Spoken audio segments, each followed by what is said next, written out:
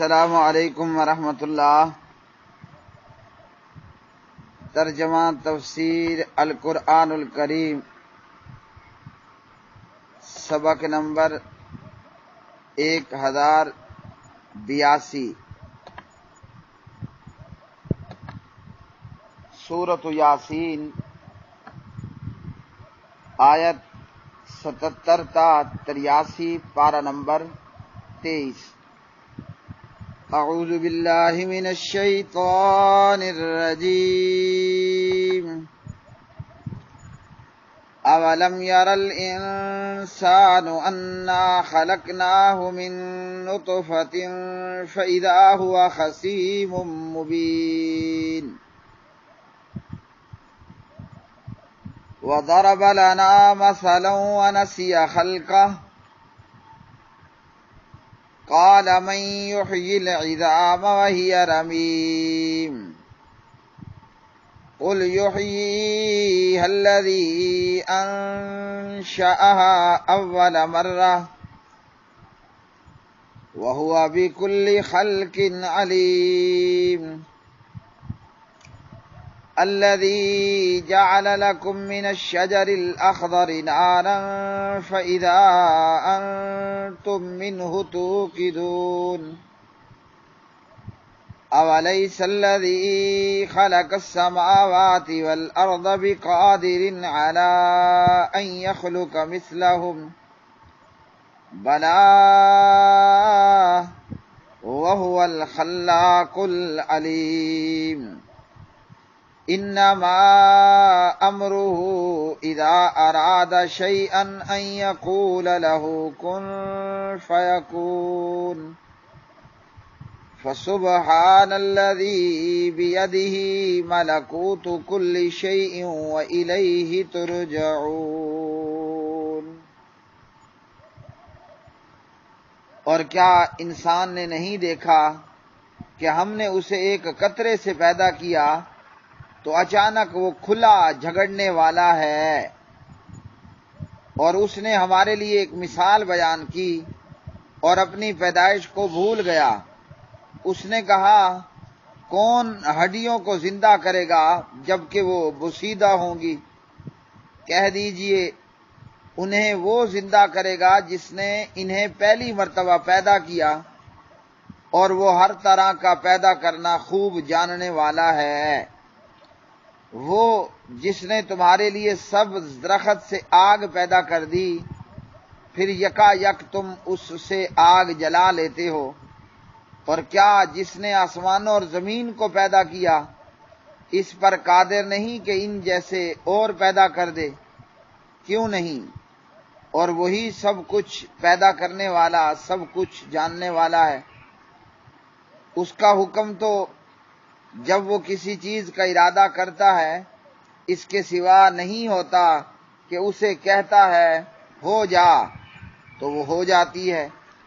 سو پاک ہے وہ کہ اسی کے ہاتھ میں ہر چیز کی کامل بادشاہی ہے، اور اسی کی طرف تم لوٹائے جاؤ گے۔ اولم، اور کیا نہیں، یرا دیکھا، الانسان انسان نے، انا کہ بے شک ہم نے، خلقناہ پیدا کیا اس کو، من نطفۃ منی کے قطرے سے، فاذا ہوا پھر ناگہاں، ہوا وہ، خصیم جھگڑنے والا، مبین کھلم کھلا، وضرب اور اس نے بیان کی، لنا ہمارے لیے، مثلا ایک مثال، ونسیا اور وہ بھول گیا، خلقہ اپنی پیدائش کو، قال اس نے کہا، من کون، یحیی زندہ کرے گا، العظام ہڈیوں کو، وہی جبکہ وہ رمیم بوسیدہ ہو چکی ہوں گی۔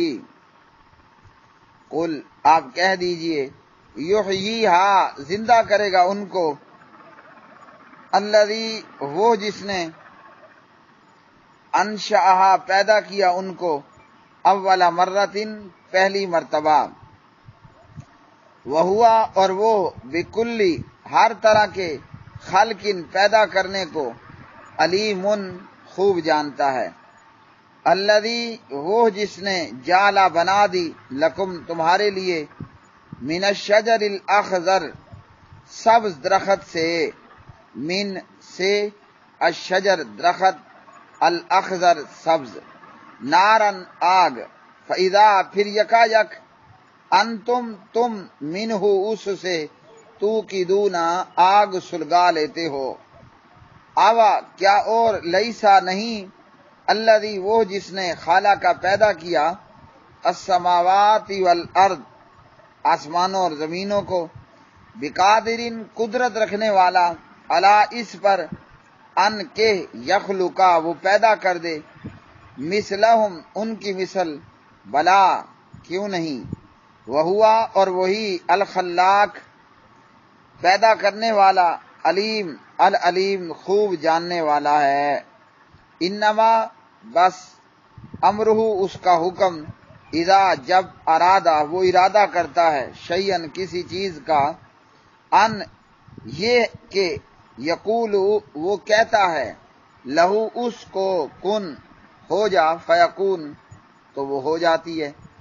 فسبحانہ سو پاک ہے، الذی وہ کہ، بیدہ جس کے ہاتھ میں ہے، ملکوت بادشاہی، کل شیء ہر ایک چیز کی، وإلیہ اور اسی کی طرف، ترجعون تم لوٹائے جاؤ گے۔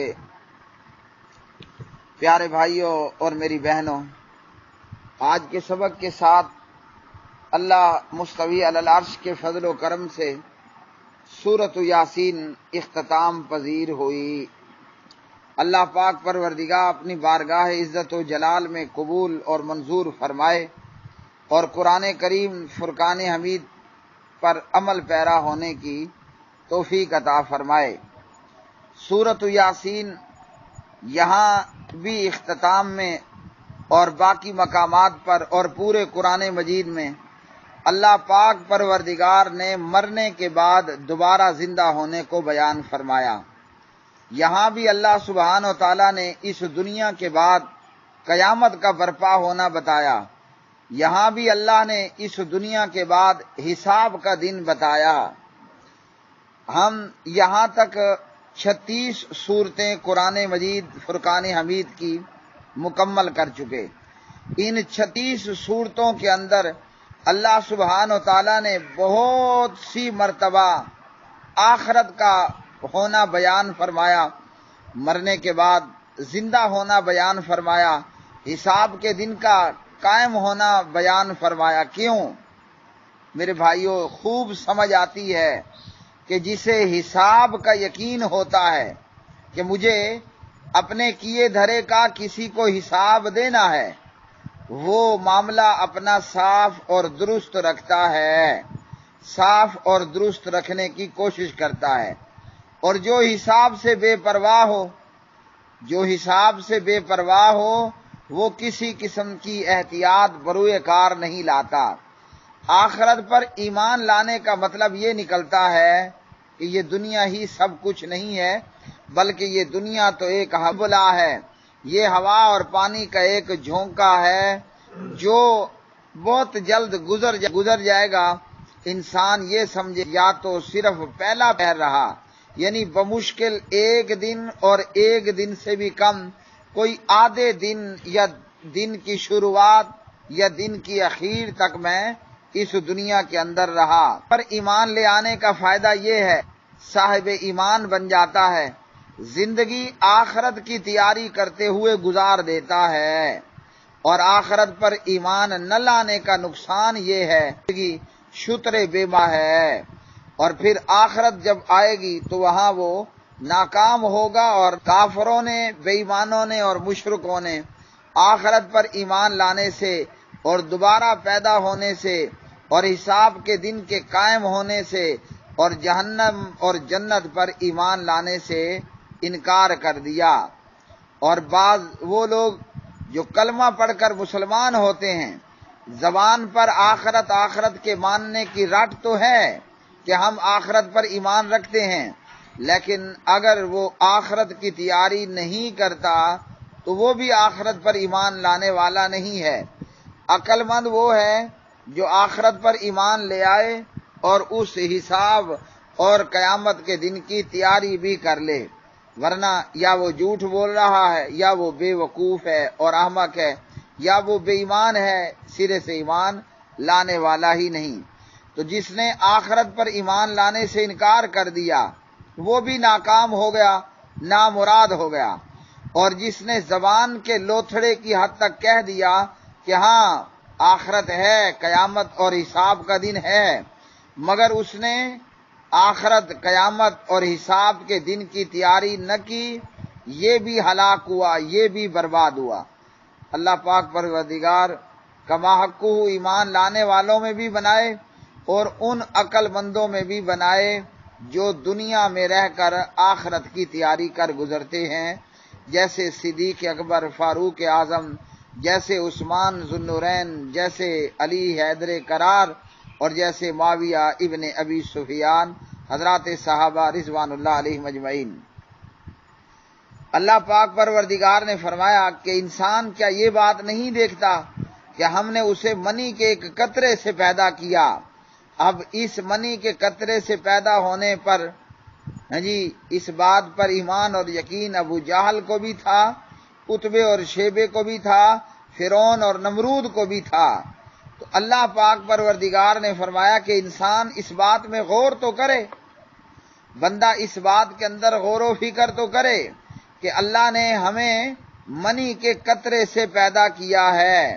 اب جو پروردگار اتنا کمال علم والا ہے، جو پروردگار اتنا عظیم خلاق پیدا کرنے والا ہے، اس پروردگار کے لیے کیا مشکل ہے کہ وہ بکھری ہوئی ہڈیوں کو دوبارہ جوڑ دے اور جمع کر دے اور ان پہ دوبارہ وہی گوشت چڑھا دے اور دوبارہ انسان کو پیدا کر دے۔ لیکن انسان کو اللہ نے اس قطرے سے پیدا کیا اور یہ انسان کھلم کھلا جھگڑے کرنے والا بن گیا، یعنی اللہ سبحانہ و تعالیٰ کے ساتھ یہ جھگڑا کرتا ہے۔ اب بھلا اس سے بڑا بے وقوف اور احمق کون ہوگا جو کائنات کے پروردگار سے، جو خلاق اور علیم سے جھگڑے کرے۔ اللہ کہتا ہے میں دوبارہ مرنے کے بعد پیدا کروں گا، اور یہ نامراد جھگڑا کرنے والا کہتے ہیں کہ نہیں جی اللہ پیدا نہیں کرے گا۔ مطلب اس نے اللہ سبحانہ و تعالیٰ کو مخلوق کی طرح بے بس اور لاچار سمجھا، اللہ کو بے بس اور لاچار جانا، جبکہ اللہ سبحانہ و تعالیٰ کے لیے کوئی مشکل نہیں ہے۔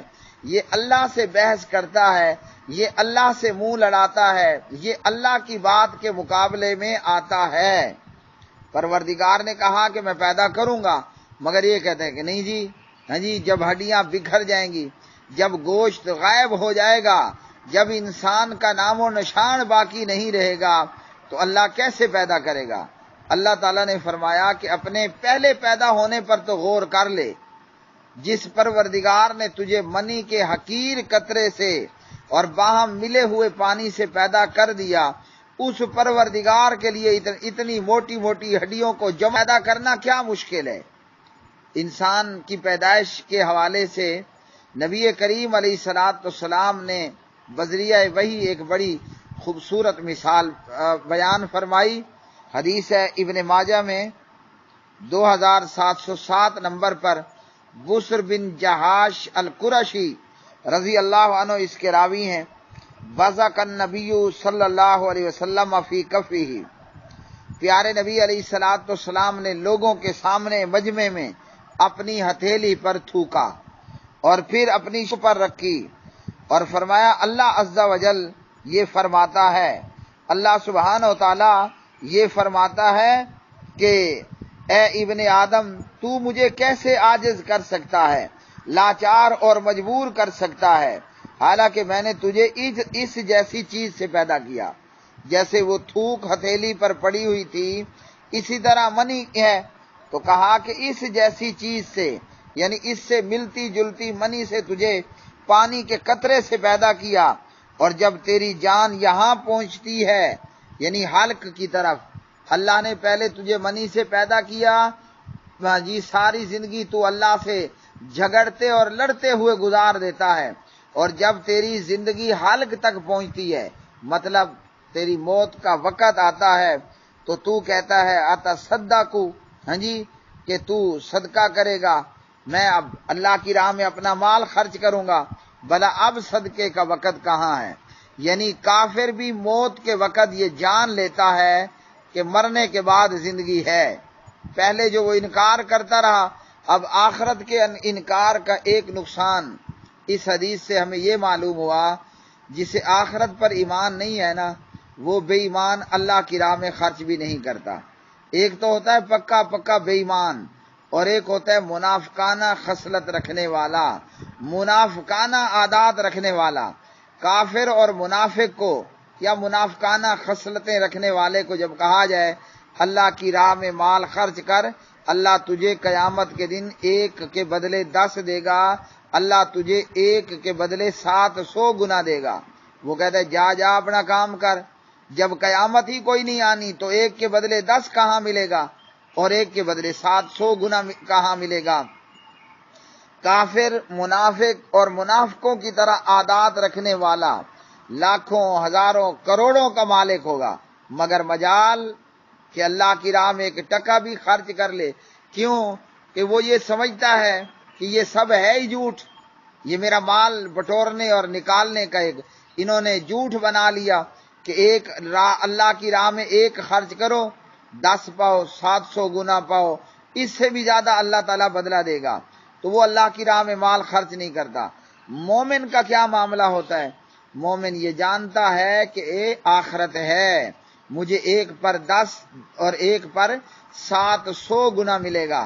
نتیجہ یہ ہے کہ ہم دیکھتے ہیں جناب ابو بکر صدیق رضی اللہ عنہ اپنے سارے گھر کا مال اللہ کی راہ میں قربان کرتے ہیں، گویا اپنے گھر میں جھاڑو دے دیا، سب کچھ اللہ کی راہ میں دے دیا۔ اور حضرت عمر رضی اللہ تعالیٰ عنہ اپنا آدھا مال لے کر آ گئے، اور جناب عثمان رضی اللہ تعالیٰ عنہ اتمال پروردگار کی راہ میں خرچ کیا کہ نبی پاک علیہ السلام کو یہ کہنا پڑا عثمان آج کے بعد تجھے کوئی چیز نقصان نہیں دے گی، اور عثمان آج کے بعد تو کوئی عمل بھی نہ کر تب بھی کافی ہے، او کما قال علیہ الصلوۃ والسلام۔ تو جناب عثمان نے، جناب عبدالرحمن بن عوف نے اللہ کی راہ میں سینکڑوں، ہزاروں، لاکھوں، کروڑوں، خربوں کا مال قربان کر دیا، اس لیے کہ وہ آخرت پر ایمان لے آ چکے تھے۔ اب کافر نامراد، منافق بدبخت اور منافقانہ صفت رکھنے والا، وہ موت کے وقت کہتا ہے کہ اب میں صدقہ کرتا ہوں، اب صدقہ کرنے کا فائدہ، وہ مال تو اب تیرا ہے ہی نہیں، اب تو وہ مال وارثوں کا ہوگا۔ ہاں جی، بندے کا مال تو وہی ہے جو بندے نے کھا لیا، پی لیا، ہنگ لیا، متر لیا، بندے کا مال تو وہ ہے جو میں نے اپنے جیتے جی اللہ کی راہ میں لگا دیا۔ تو یہ کافر کہتا ہے کہ اب میں صدقہ کرتا ہوں، اب صدقہ کرنے کا وقت کہاں رہا؟ فرمایا ہمارے لیے مثالیں بیان کرتا ہے، اپنے پیدا ہونے کو بھول جاتا ہے، کہتا ہے کون ہڈیوں کو زندہ کرے گا جب وہ بوسیدہ ہو جائیں گی؟ تو آپ ان سے یہ کہہ دو وہی زندہ کرے گا جس نے پہلی مرتبہ پیدا کیا۔ جب اللہ نے بغیر کسی سیمپل اور مثال کے پہلی مرتبہ پیدا کر دیا تو دوسری مرتبہ اس پروردگار کے لیے پیدا کرنا کیا مشکل ہے، جبکہ وہ خلاق ہے، ہر طرح کا پیدا کرنے والا، جاننے والا ہے خوب اچھی طرح، ہاں جی، جس کو جس طرح پیدا کرنا ہے، اور ہر مخلوق کو وہ جاننے والا ہے۔ اس پروردگار کو اچھی طرح معلوم ہے کہ کیسے بوسیدہ ہڈیوں کو اس نے زندہ کرنا ہے، اور وہ پروردگار تو پیدا کرنے میں اتنا عظیم ہے کہ اسے کوئی لمبی چوڑی پلاننگ نہیں کرنی پڑتی۔ وہ پروردگار کہتا ہے جب کسی کام کا ارادہ کرتا ہے کہ ہو جا تو وہ کام اسی لمحے ہو جاتا ہے۔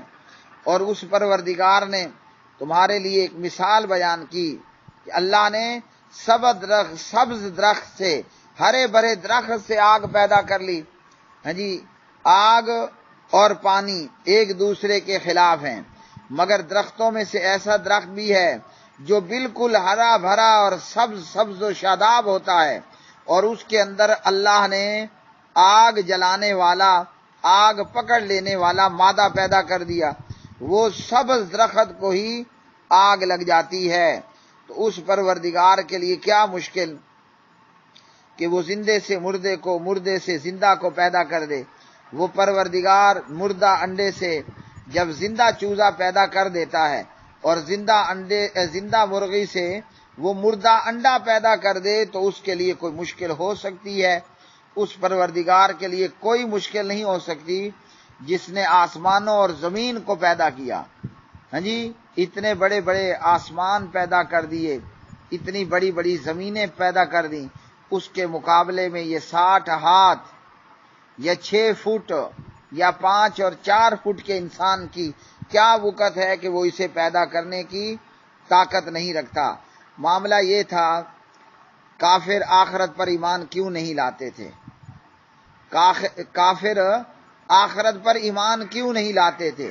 وجہ صاف ظاہر تھی کہ آخرت پر ایمان لانے کا نتیجہ یہ ہے، دنیا میں اپنے آپ کو ہم قیدی کر لیں، دنیا پھر اپنی منمانی سے نہیں گزارنی پڑتی، نہ دین بندے کے اختیار میں رہتا ہے، نہ رات، نہ بندے کا اپنا مال بندے کے اختیار میں رہتا ہے، نہ بندے کی جان۔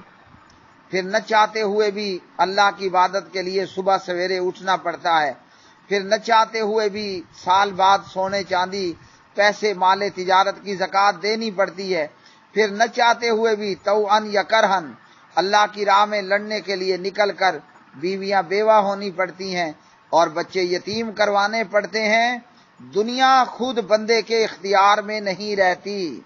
تو کافروں کے ایمان نہ لانے کی وجہ کہ وہ سمجھتے تھے، وہ جانتے تھے جب کلمہ پڑھ لیا تو ہمارے اپنے وجود پر ہمارا اختیار اور ہمارے اپنے مال پر ہمارا اختیار باقی نہیں رہے گا۔ اللہ کی ذات پاک ذات ہے، وہ ہر قسم کی کمزوری سے پاک ہے، وہ اولاد سے پاک ہے، وہ والدین سے پاک ہے، وہ سہاروں اور شریکوں سے پاک ہے، وہ مجبوریوں اور لاچاریوں سے پاک ہے، وہ سونے اور اونگ لینے سے پاک ہے۔ ہر چیز کی بادشاہی اسی کے ہاتھ میں ہے۔ جب ہر چیز کی بادشاہی اسی کے ہاتھ میں ہے تو بادشاہ سے مانگنا عقل مندی ہے، فقیر سے اور بھکاری سے مانگنا بے وقوفی اور ضلالت ہے، اور اسی کی طرف تم لوٹائے جاؤ گے۔ مطلب مرنے کے بعد بندے اور انسان کا رشتہ، مرنے کے بعد بندے اور اللہ کا رشتہ ختم نہیں ہو جاتا، موت کے بعد بندہ، انسان اور اللہ، ان کا آپس میں رشتہ ختم نہیں ہو جاتا، تعلق ختم نہیں ہو جاتا۔ یہ نہیں کہ مر گئے تو بس ختم شد۔